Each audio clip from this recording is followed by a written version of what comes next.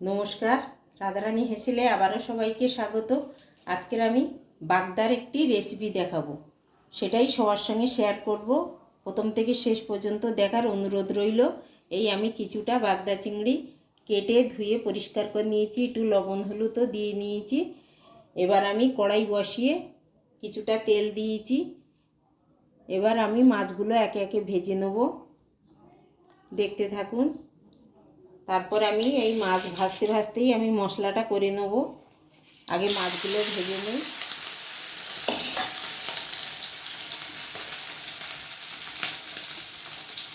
মাছগুলো আমি চাপিয়ে দিয়েছি।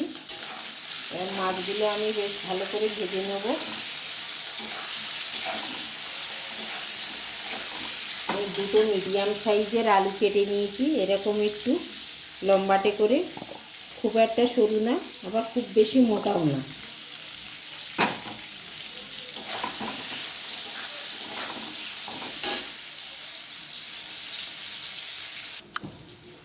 দেখুন মাছগুলো আমার ভাজা হয়ে গেছে। এবার আমি তুলে নেব। বেশ লালচে করেই আমি ভেজে নিয়েছি।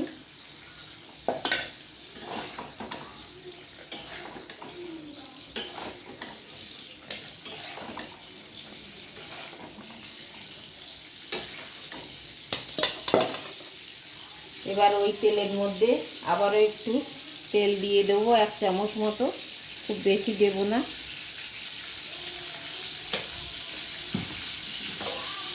এখানে একটা বড় সাইজের পেঁয়াজ আর কিছুটা কাঁচা পাকা লঙ্কা কেটে রেখেছি, এটা দিয়ে দেবো।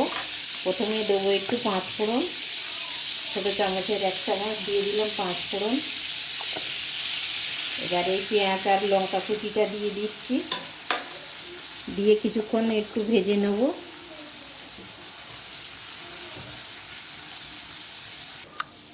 দেখুন আমার পেঁয়াজগুলো বেশ ব্রাউন কালার হয়ে গেছে। এবার আমি আলুগুলো তুলে দেবো।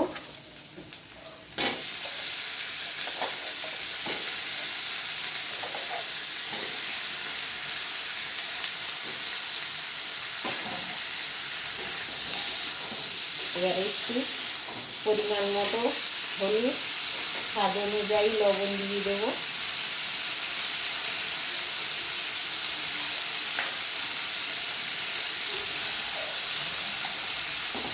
আর এখানে আমি সর্ষে পোস্ত, অল্প একটু জিরে আর গোলমরিচ বেটে রেখেছি।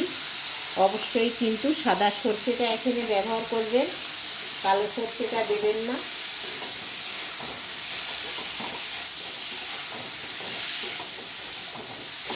কিছুক্ষণ ভেজে নেব। আলুগুলো আমার বেশ ভালো করে কষানো হয়ে গেছে। এবার আমি অল্প একটু গুঁড়ো লঙ্কার গুঁড়ো দিয়ে দেবো, খুব বেশি দেবো না, যেহেতু আমার নিধি আছে, ঝাল বেশিও খেতে পারে না।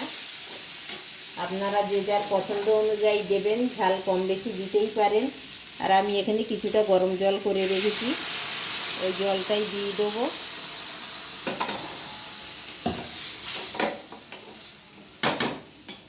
এবার আমি ভেজে রাখা মাছগুলোও দিয়ে দেবো ওর মধ্যে, যেহেতু গরম জল খুব তাড়াতাড়ি ফুটে উঠেছে।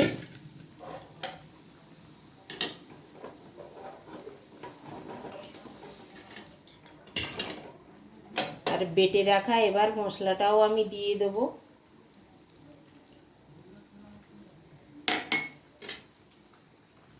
এবার কিছুক্ষণ ফুটতে দেবো, যতক্ষণ না আমার আলুটা বেশ ভালোভাবে সেদ্ধ হয়ে যায়।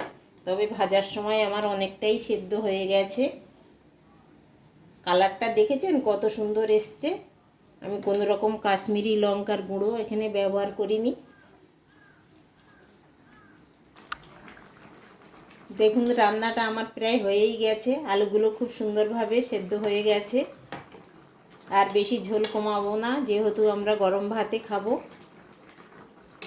এইভাবে আমি এখন বন্ধ করে দেবো। আজকে রান্নাটা কেমন লাগলো অবশ্যই সবাই জানাবেন। আজকের রান্নাটা যদি আপনাদের ভালো লেগে থাকে, অবশ্যই সবাই সাপোর্ট করে পাশে থাকবেন। আমিও সবার পাশে আছি। আজকের মতো এই পর্যন্তই। সবাই ভালো থাকুন, সুস্থ থাকুন। দেখা হবে আবার পরের কোনো ব্লগে।